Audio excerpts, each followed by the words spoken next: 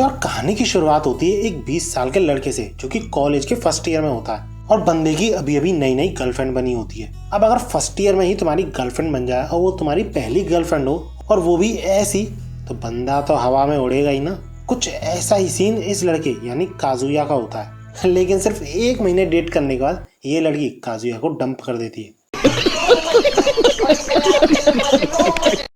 अब भैया अपनी पहली गर्लफ्रेंड वो भी कॉलेज के फर्स्ट ईयर में खोने के बाद बंदा काफी ज्यादा डिप्रेस फील करने लग जाता है और इसी डेस्परेशन के बीच उसको मिलती है एक वेबसाइट जहां पर कि तुम गर्लफ्रेंड्स रेंट कर सकते हो। इसी पे जब वो एक लड़की को रेंट करता है तो उसे एक्सपेक्टेड तो ये था कि लड़की जैसी दिख रही है प्रोफाइल फोटो में वैसी बिल्कुल भी नहीं होगी, क्योंकि ये फोटो फिल्टर्ड होगी। रियलिटी में ये बंदी कुछ और ही दिखती होगी। लेकिन बंदा सरप्राइज तब हो जाता है जब उसके सामने अप्सरा पधारती है।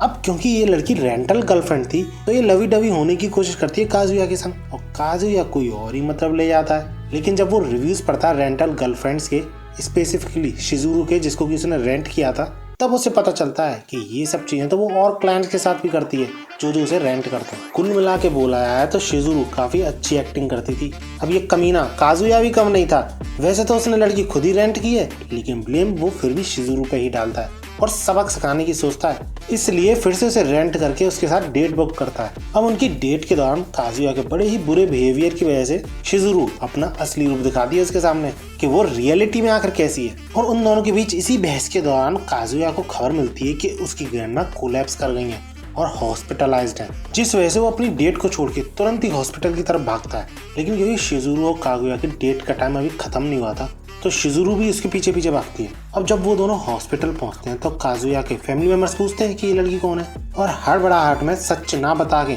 वो शिजुरू को अपनी गर्लफ्रेंड बता देता है, जिसपे कि वो सब शॉक हो जाते हैं। अब यहाँ तक तो ठीक थी बात, लेकिन सरप्राइजिंग ये था कि शिजुरू की भी ग्रैंडमा इसी हॉस्पिटल में एडमिट है, तो इसलिए उसे डर इस बात का था कि उसकी ग्रैंडमा काजुया के साथ उसे ना देख ले, क्योंकि वो एज अ रेंटल गर्लफ्रेंड काम करती है, अपनी ग्रैंडमा से छुपाया हुआ था। लेकिन काफी छुपन छुपाई खेलने के बाद भी आखिर में काजुया और शिजुरू की ग्रैंडमा उन दोनों को पकड़ लेती है और जिसपे ये भी रिवील कराया जाता है कि उन दोनों की ग्रैंडमा फ्रेंड्स बन चुकी हैं हॉस्पिटल में रहकर। मतलब समझ रहे हो, दोनों जने के फैमिली मेंबर्स को ऐसा ही लग रहा है कि वो दोनों बॉयफ्रेंड गर्लफ्रेंड है।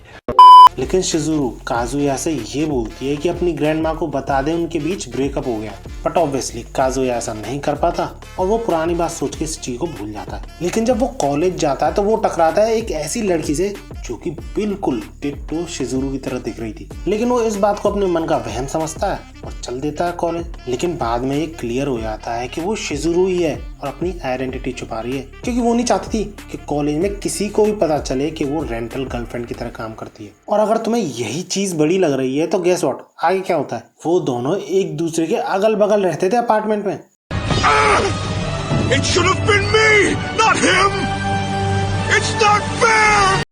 अब काजुया शिजुरू काजुया की ग्रैंडमा से सच छुपाने के चक्कर में एक दूसरे से अलग हो ही नहीं पाते।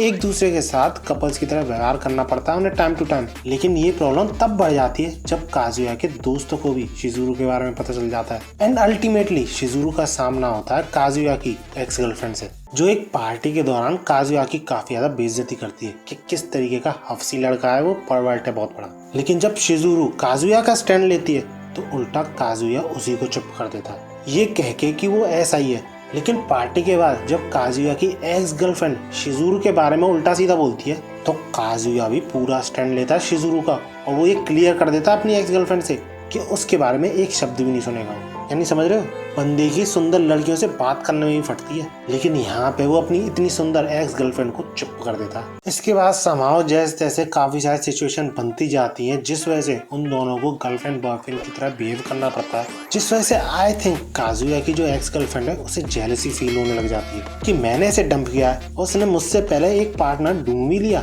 जिस वजह से वो काजुया को अपनी तरफ खींचने के चक्कर में ये कर डालती है। अब इस चक्कर में काजुया शिजुरू से ब्रेकअप करने की ठान लेता है और इवन अपने दोस्तों के सामने अनाउंस भी कर देता है। लेकिन वो ये किस्मत चाहती ही नहीं थी इन दोनों को अलग करना, क्योंकि जब सब कुछ एंड होने वाला होता है और ये दोनों एक शिप पर होते हैं फ्रेंड्स के साथ, तो शिजुरू की अचानक से तबीयत बिगड़ने लगती है और वो चक्कर आके उस शिप से नीचे गिर जाती है। उसे बचाने चक्कर में काजुया भी भागता है एंड एट द एंड बचा भी लेता है, लेकिन खुद मरते मरते बचता है बंदा। शिजुरू की किसकी वजह से, आई मीन CPR की वजह से। और जब कागुया और शिजुरू इस ट्रिप से वापस आते हैं तो कागुया वो करने की कोशिश बहुत करता है लेकिन कर नहीं पाता है, क्योंकि इस पॉइंट ऑफ टाइम तक कागुया शिजुरू के प्यार में पड़ चुका होता है। इसके बाद काजुया शिजुरू की ग्रैंड मदर कुछ ऐसा करती है ना जिससे सही में ऐसा लगा कि यार अपने पास भी ऐसी ग्रैंड माँ होनी चाहिए थी। ये दोनों शिजुरू और काजुया का बिना बताए एक रूम बुक कर देती है इनके लिए, लेकिन क्या फायदा क्योंकि ये रियल बॉयफ्रेंड और गर्लफ्रेंड तो थे ही नहीं। अब एक दिन जब शिजुरू और काजुया डेट पर थे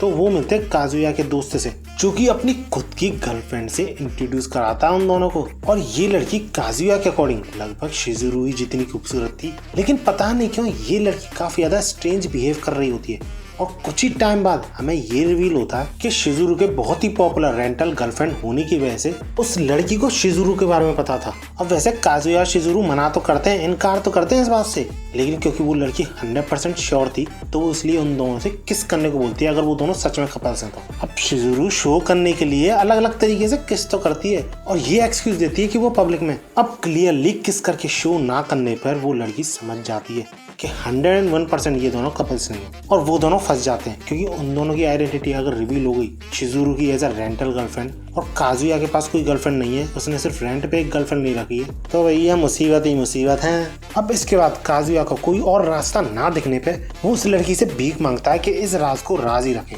लेकिन वो लड़की इंटेंशनली ये रिवील कर देती है कि वो खुद एक रेंटल गर्लफ्रेंड है। अब ये लड़की यानी रूका को इतनी ज्यादा प्रॉब्लम, इतनी ज्यादा फ्रस्ट्रेट वो इसलिए फील कर रही थी काजुया शिजुरू के रिलेशनशिप से, क्योंकि उसे लगता था कि गर्लफ्रेंड्स को रेंट करने वाले लोग बड़े ही शेडी पर्सनैलिटी के होते हैं, यानी हफ्सी टाइप, लेकिन काजुया ऐसा बिल्कुल भी नहीं था। इवन वो अपनी रेंटल गर्लफ्रेंड के लिए जो कि डूब रही थी एक शिप से कूद पड़ा, और इसी रीजन की वजह से वो काजुया शिजुरू का राज छिपाने के लिए काजुया से डेट पर चलने की बोलती है, रियल गर्लफ्रेंड बनने की बोलती है।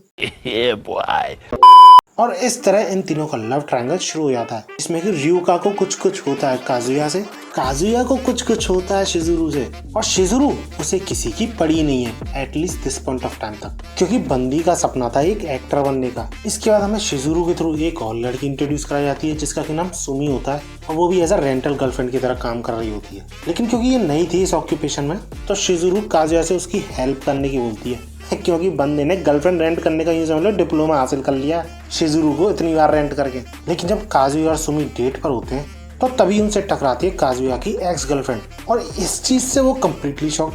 कि बंदे के पास इतनी तगड़ी गर्लफ्रेंड पहले से एक थी, साथ ही साथ वो एक और लेके घूम रहा है। अब आखिर ये चल क्या रहा है, इसी डेस्परेशन में वो इस लड़की को इंटरनेट पे सर्च करती है और तभी एक रैंडम वेबसाइट पे इसकी प्रोफाइल खुल जाती है एज अ रेंटल गर्लफ्रेंड, और तब बंदी को पूरा खेल समझ में आता है, और इसी रीजन की वजह से वो शिजुरू को रेंट करने की सोचती है और उसको वहीं पे लेके जाती है जहाँ पर कि काजुया काम करता है। अब ऐसा नहीं था कि उन दोनों में से किसी को ही पता था काजुया की वर्क प्लेस के बारे में, ये जस्ट कोइंसिडेंस था। अब उन दोनों की इस मुलाकात के दौरान काफी ज्यादा बहस होती है उन दोनों के बीच में, क्योंकि वो दोनों ही एक दूसरे की फीलिंग्स को जानना चाहते थे काजुया को लेकर, लेकिन उन दोनों में से कोई भी रिवील नहीं करता कि काजुया के बारे में वो क्या फील करती है। लेकिन क्योंकि इस बहस के दौरान शिजुरू काफी ज्यादा तारीफ करती है काजुया की कि वो तुमको लेके काफी ज्यादा पॉजेसिव है, तुमको अभी भी बुला नहीं पाया है, तो इस पे काजुया की एक्स गर्लफ्रेंड कोई भी रिएक्शन नहीं देती। लेकिन क्योंकि काजुया इन सारी बातों को सुन सकता था, तो जब शिजुरू अपने अपार्टमेंट में वापस आती है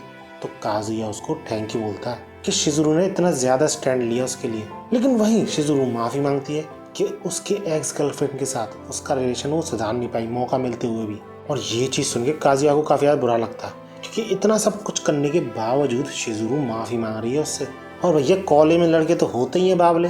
बंदा कन्फेस कर देता है शिजुरू के सामने दैट आई वांट यू, लेकिन इतना पट्टू था ये कि 2 वर्ड और जोड़ देता है जिससे एक कन्फेशन पूरा का पूरा बिगड़ जाता है। वो आई वांट यू के बाद थोड़ा रुक कर शिजुरू का रिएक्शन देता है और डर के मारे ये बोल देता है एज रेंटल गर्लफ्रेंड। और इसके बाद जब वो अपने अपने अपार्टमेंट में चले आते हैं तो जहाँ काजुया बावला हुआ जा रहा था कि उसने ये क्या बोल दिया, अब क्या सोच रही होगी शिजुरू उसके बारे में, तो वहीं शिजुरू का रिएक्शन कुछ अनएक्सपेक्टेबल था, क्योंकि नॉर्मल शिजुरू होती पहले वाली शिजुरू तो इस बात को कम्प्लीटली इग्नोर कर देती, लेकिन भैया काजुया के वर्ड्स ने शिजुरू के दिल पर वार किया है। और इसके बाद क्या आता है वो तो सीजन 2 में ही पता चलेगा। If you want that video let me know in comments. और फिलहाल ये वीडियो अच्छी लगी हो तो लाइक जरूर करना, और ऐसे ही वीडियोस के लिए मेरे चैनल को सब्सक्राइब जरूर कर लेना। टारगेट रखते 200 लाइक्स का, और